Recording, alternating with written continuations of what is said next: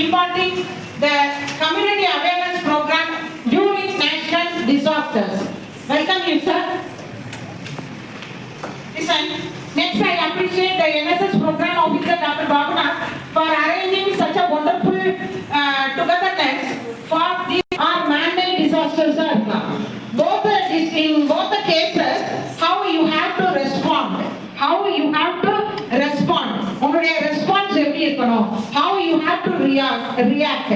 What are the rescue operations that you can do as a civilian?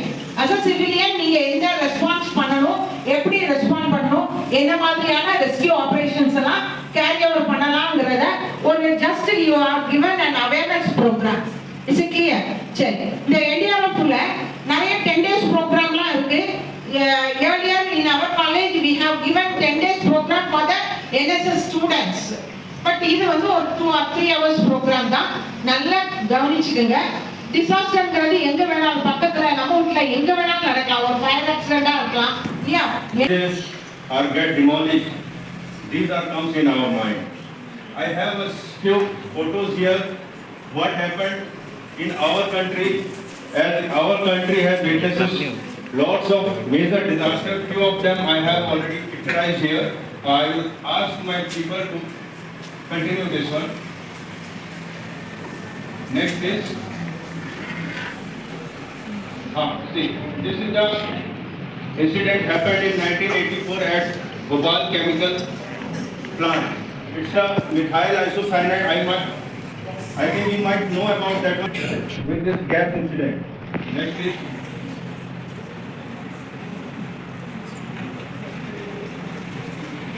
Tapur earthquake, which happened in 1993.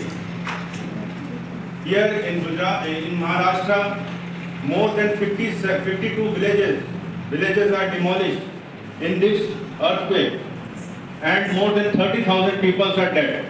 Apart from that, livestock are there, and so many people are affected. Next please.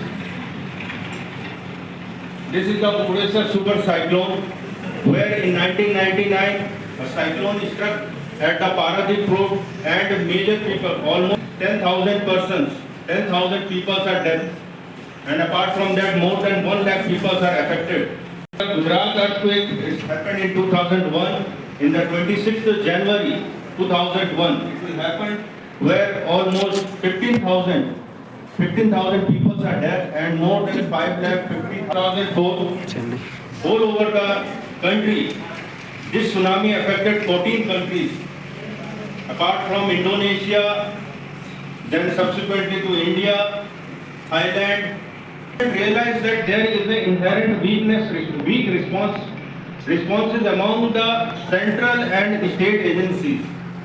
So that's why on December 26, 2005, in Parliament one act was passed. So in that Disaster Management Act, it is clearly written over that what are the responsibility of the go where, how to coordinate with that. These all things are mentioned over there. In this way, simultaneously in disaster management, with the help of Disaster Management Act, they have formed a National Disaster Management Authority. In Disaster Management Authority has formed in 19th January 2006 NDRF. NDRF is a comprising of paramilitary forces constituting BSF, CRPF, ITBP, Assam Rifle. These all forces are here on deputation ground for 7 years. They are working here.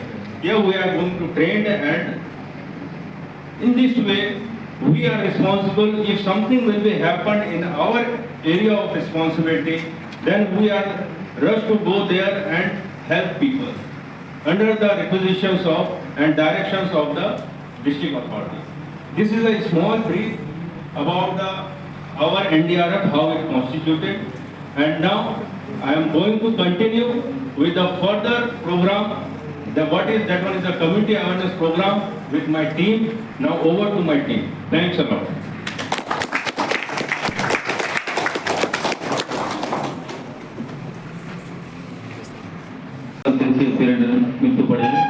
காலை வணக்கம். Man-made disaster, very good. Natural டிசாஸ்டர்ல என்னென்ன வரும்? Natural disaster tsunami, நிலச்சரிவு, புயல் மாட்டுவோம். சரியா? இந்த பேக்கை வச்சு நம்ம தலையை எப்படி கவர் பண்றது அப்படின்னு கேட்பாங்க பாருங்க. இந்த மாதிரி கரெக்டா கொண்டு போகலாமா? இந்த மாதிரி போகலாமாப்பா? ஆமா இல்ல ஏதாவது ஒன்று சொல்லுங்க. போலாம்ல? சரி, போகும்போது கையில் எங்க ஏதாவது அடிபட்டுச்சுன்னா பில்டிங் இடிச்சு விழுது, அப்போ இந்த கையில் அடிபட்டுச்சுன்னா கை உடஞ்சிரும்ல. அப்போ என்ன பண்ணணும்? கையும் சேஃப்டியா இந்த மாதிரி உள் பக்கமா வச்சுட்டு இந்த மாதிரி வச்சோன்னா சப்போஸ் இது விழுந்தாலும் கீழே நழுவி விழுந்துடும். நம்ம கையிலேயே அடிபடாது, நம்ம தலையிலையும் அடிபடாது. சரியா? ரிப்பன் எல்லாம் கட்டணும் அப்படின்னு சொல்லி சொன்னேன். ரிப்பன் எங்க இருந்து கிடைக்கும்? யாருமே அந்த கொஸ்டின் கேட்கவே இல்லை. எப்படி கிடைக்கும்? இந்த ரிப்பன் கூட கட்டலாம், அதாவது கட் பண்ணி அதாவது கையில் கட்டலாம் பார்த்தா யார் ரிப்பனும் கட்டல. எப்படி? சப்போஸ் தலையில அடிபட்டு இருக்குன்னா நம்ம கிட்ட ஒரு கத்திரிக்கோல் இருந்தா கிளீன் பண்ணலாம், வைக்கலாம், ஓகே. எதுவுமே இல்லை அப்படின்னா ஏதாவது ஒரு துணி எடுத்து, சுத்தமான துணி எடுத்து அந்த இடத்த நல்லா துடைக்கணும். துடைக்கும் போது அந்த காயத்து மேல படாம அந்த காயத்தோட வெளிப்பக்கமாவே நம்ம துடைக்கணும். உள்பக்கமா தொடச்சோம் அப்படின்னா அதுல இருக்க அந்த கிருமிகள் மறுபடியும் உள்ள போக சான்சஸ் இருக்கும். அதனால வெளிப்பக்கமா தொடச்சிட்டு காயம்பட்ட இடத்து மேல ஒரு துணியை வச்சு மேல வச்சு அமைக்கிடணும். சரி, அமைக்கிறதுக்கு அப்புறம் இன்னும் ரத்தம் வந்துட்டு இருக்கு, என்ன பண்ணலாம்? என்ன பண்ணலாம்? எத்தனை துணியெல்லாம் வச்சுட்டே போகலாம். ஃபர்ஸ்ட் வச்சு அந்த துணியை நம்ம எப்பயுமே எந்த ஒரு காயத்து மேல இருந்தும் எடுக்கவே கூடாது. இந்த துணியை நம்ம எப்பயுமே எடுக்கவே கூடாது. இது வந்து கட்டிடக்கூடாது. காது எப்பயுமே ஓப்பன்ல இருக்கணும். ஏன் அப்படின்னா சப்போஸ் தலையில் அடிபட்டு காதுல இருந்து ரத்தம் வந்துச்சு அப்படின்னா தெரியல, எல்லாருக்கும் லைட் போடணுமா?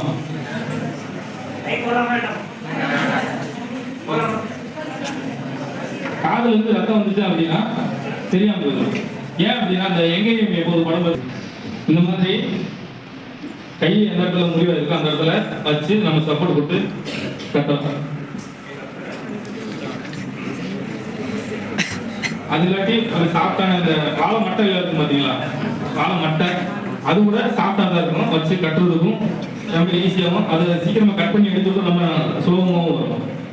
அதையும் கூட நம்ம இந்த மாதிரி இடத்துல வச்சு கட்டலாம். கட்டும்போது என்ன பண்ணணும்? இருக்கணும். ஏன்னா ஆல்ரெடி வேதனையில் இருப்பாங்க. கட்டும்போது ரொம்பவும் இருக்கவும் நம்ம கட்டிடக்கூடாது. அதுக்கப்புறம் ஃபர்ஸ்ட் இந்த உடஞ்ச இடத்துல நம்ம கட்டியாச்சு. அதுக்கப்புறம் நம்ம ஸ்வில்லிங் அண்ட் ஸ்பாட் பண்ண போறோம். ஸ்வில்லிங் என்னப்பா? ஸ்வில்லிங் என்னன்னு தெரியுமா? இருக்காது. ஸ்வில்லிங் படத்துல தொங்குறது என்ன? சீலிங் என்ன சொல்லுவோம்? அந்த ஃபேனை சீலிங் ஃபேன் தான் சொல்லுவோம். சீலிங் ஃபேன் தான் சொல்லுவோம். சீலிங் ஏன் பேர் வந்து? அதாவது நம்ம வீட்டில் இருக்கக்கூடிய தேவையில்லாத துணியெல்லாம் தூக்கி எறியல வேஸ்டேஜ். அதை இந்த மாதிரி சுச்சுவேஷன்ல நம்ம ஒரு சிலிங்கா கூட பயன்படுத்தலாம். ரொம்ப ஃபீல் பண்ணி அழுது நமக்கு உங்க ஃப்ரெண்ட்ஸ் இந்த மாதிரி அடிபட்ட செஞ்சுருக்கீங்களா? அவனை எவ்வளவு மனம் சொல்லுங்க மாதிரி கண்ணீர் சாதாரே வந்துட்டு பையனுக்கு